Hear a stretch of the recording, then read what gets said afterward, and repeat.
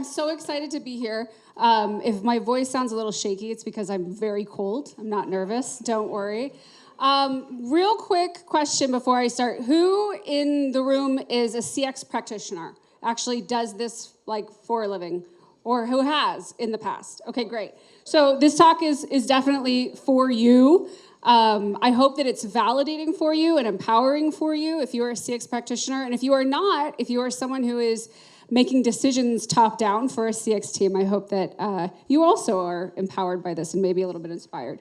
So so I am Sarah Hatter. I run ElevateCX. I should say too that ElevateCX is flipping to be community owned, and so I'm not really the CEO anymore.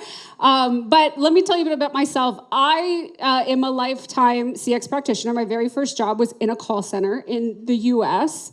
I don't know how many of you remember being sick in the 90s or the early 2000s and seeing all of the infomercials and TV shows where they're like selling ShamWows on TV. That was me who answered that call when I was 17 years old and processed your ShamWow and upsold you for things.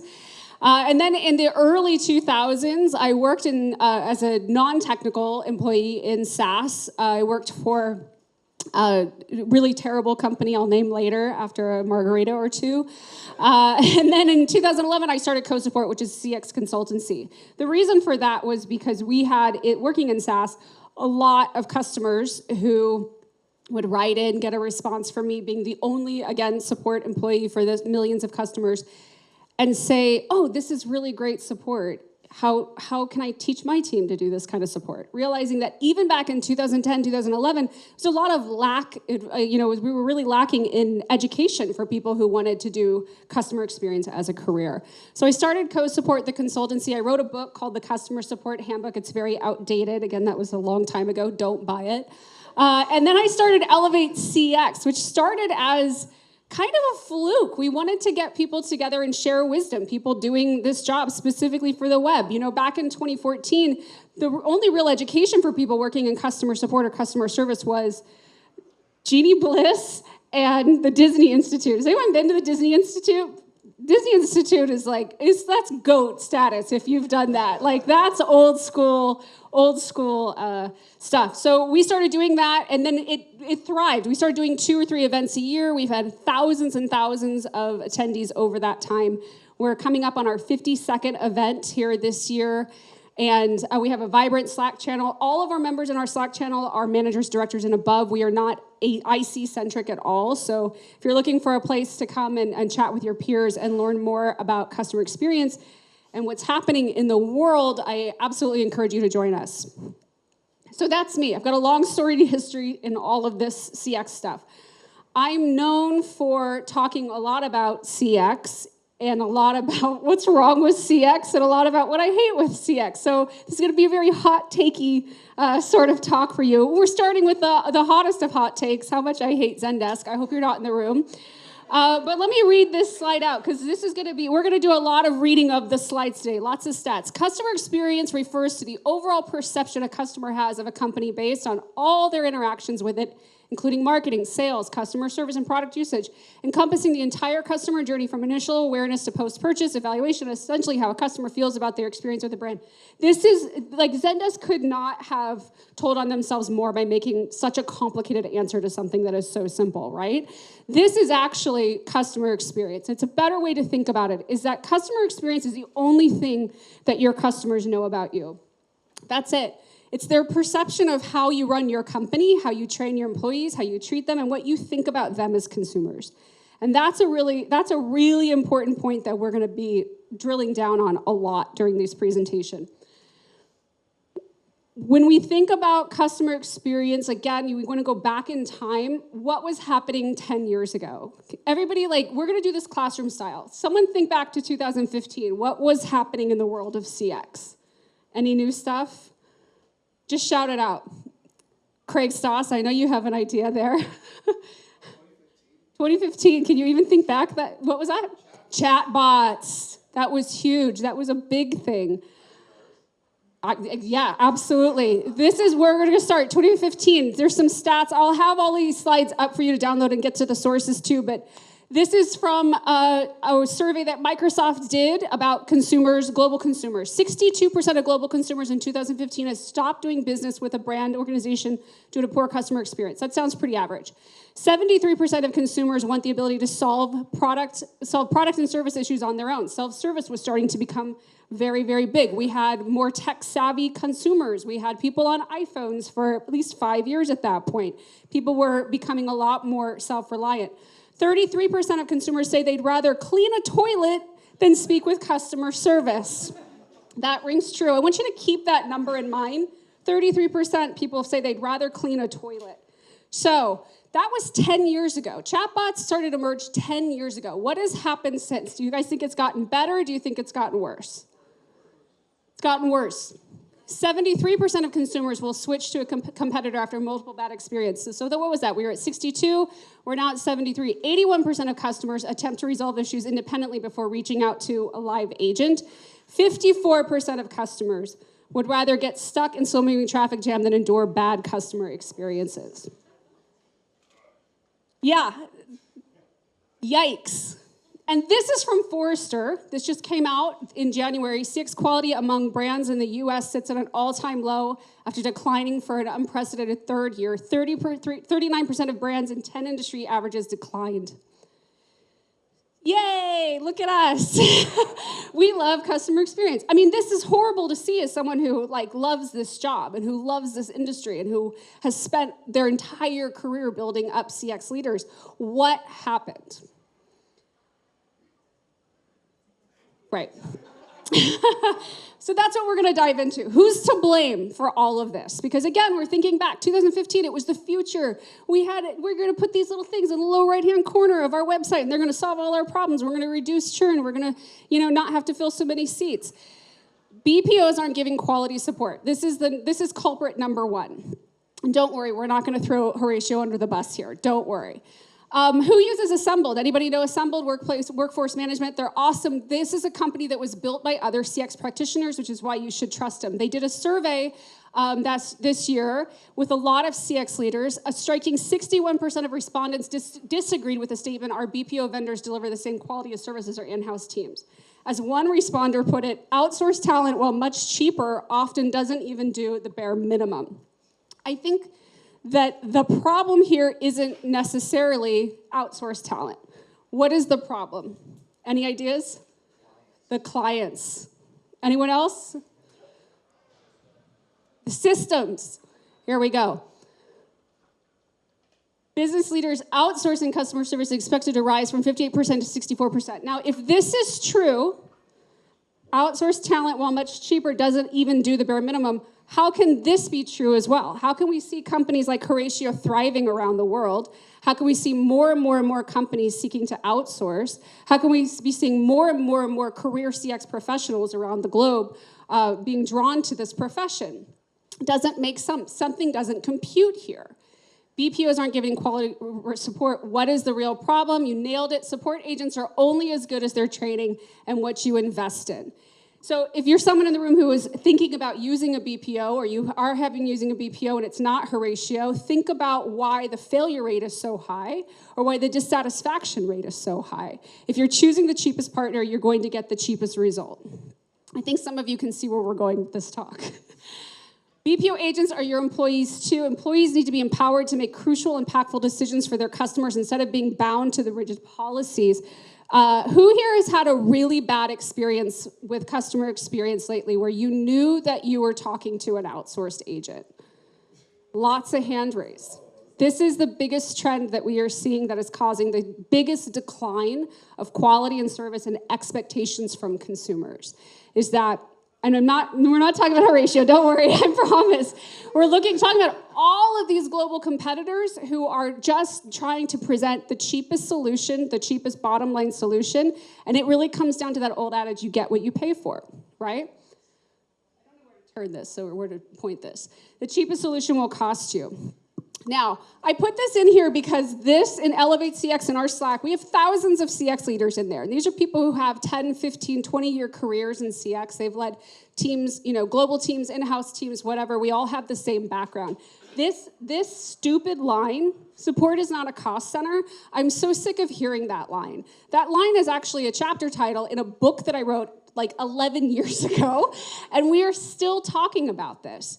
Does anybody know why support is considered a cost center, or why it's always seen as something that will just suck money out of the company instead of bringing money in? Craig, do you know the answer to this one?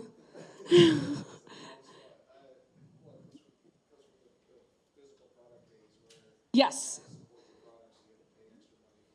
It comes down to old school accounting line items, is that we have not moved away from that. And all the time that's happened since we've developed, the internet, for gosh sakes, and SaaS companies, and we've gone into the future and the cloud and all this stuff, we have not gotten away from the fact that support, customer service is not a cost center in your accounting systems. It should be its own department. It should be seen as its own department, just like marketing, just like whatever. But most of the time, customer service is nested under a different department, right? So it becomes a cost center. We've got to get away from this because inevitably, we are always going to look for ways to cheapen the solutions that we're offering.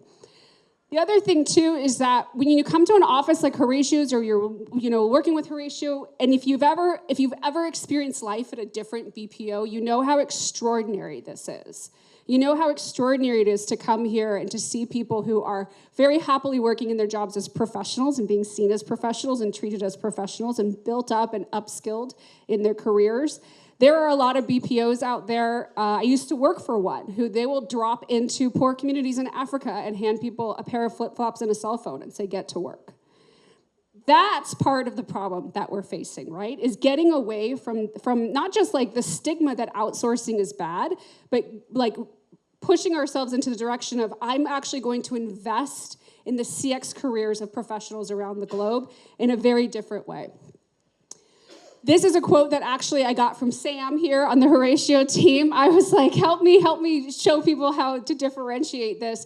And I think this is just like such a beautiful slide and statement here. I think you should all take pictures of it because this really epitomizes like what we need to start doing and pushing for in our industry. And not just like by saying, oh, go work with Horatio, sign up for them or continue to work with them. Yes, we should all do that for sure. But we should be talking about this on LinkedIn. We should be writing blogs about this. We should tell people around the world, hey, the problem here isn't the BPO. The problem is how we are treating the people doing the work. And at the same time, I want you to start thinking about your in-house teams as well. Are your in-house teams getting this kind of attention? Are your in-house teams being built up in their careers? Are they feeling like you're upskilling them or empowering them at all? Because that's how we get out of these problems, right? Okay, next thing. Here, sorry, I'm so concerned with where I point the clicker, so I'm sorry if it's coming off a little. Pointed in the back. Thank you so much. Let's go back. So this is how we solve that problem. We consider all of our agents an extension of your brand and your culture. We're partnering with outsource partners who invest in employee health. We train, and we stop cheaping out. How many of you think that this is reasonable and achievable? Because I do, right? That's the other picture that we should all take and start putting on LinkedIn and start putting out in the world, is that we as CX leaders, as practitioners, are going to have a stance on this going forward. Nothing changes if we don't change it. So let's talk about AI. This is the next big thing. AI in 2015 was emergent. It was OLARC, remember OLARC? One of the very first chatbots. Where are they now? They've been mimicked and sort of copied by everyone. And I think one of the things that I think about from 2015 is how this was supposed to solve everything, right? 33% of European consumers felt comfortable with AI technologies, highlighting significant trust gap between industry leaders and consumers. 57% of consumers were open to using AI. 43% preferred human agents, reflecting a preference for human interactions. Now let's do the same conversation. Do you think it's gotten better, it's gotten worse? It's gotten way worse. 76% of customers prefer using phone calls. Yes, he says. 48 consumers are highly concerned about the lack of a human being to connect with. That was 33% of people who wanted to clean a toilet instead of sitting on the phone with customer service. Now they're begging to get on the phone with them. And in fact, like this is the one that kind of blew my mind when asked If you could only choose one way to get in touch with all customer service reps for the rest of your life, what would it be? Speaking to a real human. It's 46% of people's responses. In 2015, I don't think we could have predicted that this would happen. So, what happened? This is back from Ryan Wang, who's the CEO, co-founder, former Stripe employee of Assembled. I love this quote of his. This is just on LinkedIn a couple weeks ago. There's a disconnect between headlines and hype and reality. Very few companies of consequence have truly translated the 70% deflection into 70% cost reduction, and are instead taking gradual quality-first approaches to automation. I think the majority of companies are trying to do it right, but the problem is predatory sales in AI software. I'm just gonna put it out there, it's true. There are so many companies claiming to be your knight in shining armor to solve all your problems. All you have to do is pay $499 per agent per month. And just like hook this up to your Zendesk Instant. No, we don't work with other platforms now. We're exclusive to the Zendesk Marketplace, but that's what you need to do to be successful. I think that's a fallacy. And the fallacy, too, is that we have a serious trust problem with CEOs who are claiming to be customer-centric. Sebastian is the CEO of Klarna, and he posted this on a site I'm not going to name a couple weeks ago. We just have an epiphany. In a world of AI, nothing will be as valuable as humans. Wow, are you kidding me? He posted this 2 weeks ago, and then he said down here, we'll continue to invest and improve in our AI support, but the truth is, cost savings it generates and improvements in quality allows us to double down on making sure the human service part of Klarna becomes even better. This is a CEO of a company, and you know what he said just about a year and a half ago? We just laid off 40% of our workforce and replaced them with a chatbot, and we're so excited about it. This is nuts. What is the real problem here? Does anyone want to take a stab at it? Why CEOs of companies that claim to be customer-centric are bragging about laying off their workforce to replace them with AI agents? Anyone have an idea what the real problem is? This is the answer. What's going on in the back end that you need to deflect so much? What's going on in the back end that your headcount has to expend so much that you're just like throwing monies at your problems, right? This is a better way to resolve this. This is Codif. I should have warned them that they were in this presentation. Codif is my favorite AI company in the entire world. Really, really good people. However, the best part about it is they're thinking very clearly through about how to use AI appropriately with your CX teams. And this is on their marketing site right here.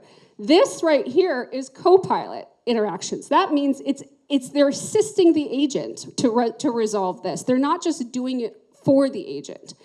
Because most of the time, as we know, when you do it for the agent, you're giving the wrong information. You're giving them the wrong answer. You're just frustrating the customer. There was a survey done, I didn't include it in this, but the very first answer that most people put in when asked by a chatbot, what can I help you with? What do you guys think it is? Talk to an agent. That's what it is. I think all of us are very frustrated at the hype and the marketing and the cycle that all of this AI buzz has given us, right? Customers are frustrated about it. The primary function of this is to supplement your CX team. You should be looking for tools that are doing that are telling you we will do that. We will enhance and empower and supplement your team. We're not going to replace them, and we don't claim to replace them. Because it's still important for us to have professionals in those jobs doing great jobs on behalf of the consumer. The secondary function for AI should be to educate and empower your customers, not to gatekeep information. That's another big one, is that we're coming back full circle, understanding that the best customer is an educated customer because they're loyal to you, because they understand the functions of your product. The worst customer to have is the one who doesn't understand your product and is constantly asking you for help or asking you to fix things that they broke. Finding the root cause is something that I think we still haven't dedicated ourselves to. Relying on other tools or relying on just expanding workforce without training that workforce and empowering that workforce doesn't get us out of the hole that we've dug ourselves into. empowering your CX teams, and there's a slide missing from this, but I want to talk about it. We're just going to like be creative and pretend it's in here. The number one prediction that I think a lot of CX leaders have, I know in our Elevate community, it's a big conversation now, is like, what is the next thing that we need to do? What is the next thing we need to double down on? What is the next thing we need to invest in? It's knowledge and education and self-service. And that is something that, again, is also a chapter in my book from 2014. So it makes me kind of chuckle to think, like, have we gained any traction at all? I think we have. Brian, CEO of Yetto, he's a big part of our, big voice in our Elevate community. He said this in chat a couple of weeks ago. We're trying to use AI to solve problems that people can already solve if we just let them. And I think that's something that we can all be reminded of. When we talk about, employee health and employee wellness and empowering employees, what does that look like? What does it mean? It's more than just, ping pong tables and beanbag chairs, right? It's asking their opinions on things. It's giving them training. It's expanding on their knowledge. It's listening to them. It's making them a viable part of your organization, not as, again, a cost center underneath another one. We also have to think about this, like we've allowed CEOs with limited experience to make top-down decisions without having any stake in the game when it comes to customer experience. Boardroom decisions are what's killing quality in CX right now. It's killing morale in the CX professionals industry, and it's killing trust that the consumer has with companies across the board. Does anybody here use SimpliSafe? Anyone here use SimpliSafe? Has anybody had to call SimpliSafe for customer support? It's one of the most mind-boggling experiences you will ever have because you're talking to someone who is the friendliest, nicest, kindest, most hospitable person in the world, but they are stuck between scripts and policy and trying to be a human being. And that is so frustrating from a consumer, but I imagine it's equally frustrating for the person on the other end of that phone call trying to give me the service that I need and resolve the problem quickly.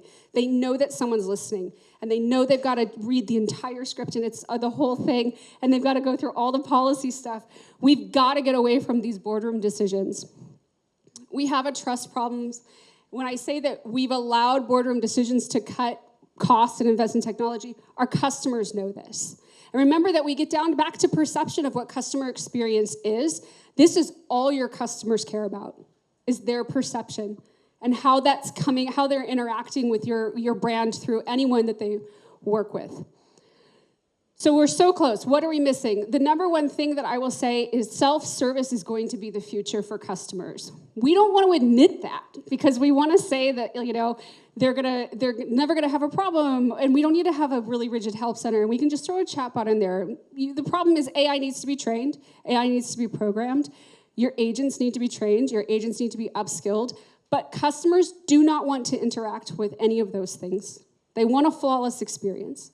And the way that we start giving them a flawless experience is to start getting our minds off of tools, getting our minds off of workforce, getting our minds off of whatever it is, and think about how do we get back to being customer-centric in a way that educates them, that teaches them, that makes them loyal, that makes them realize this is so easy, I don't even need to talk to customer support.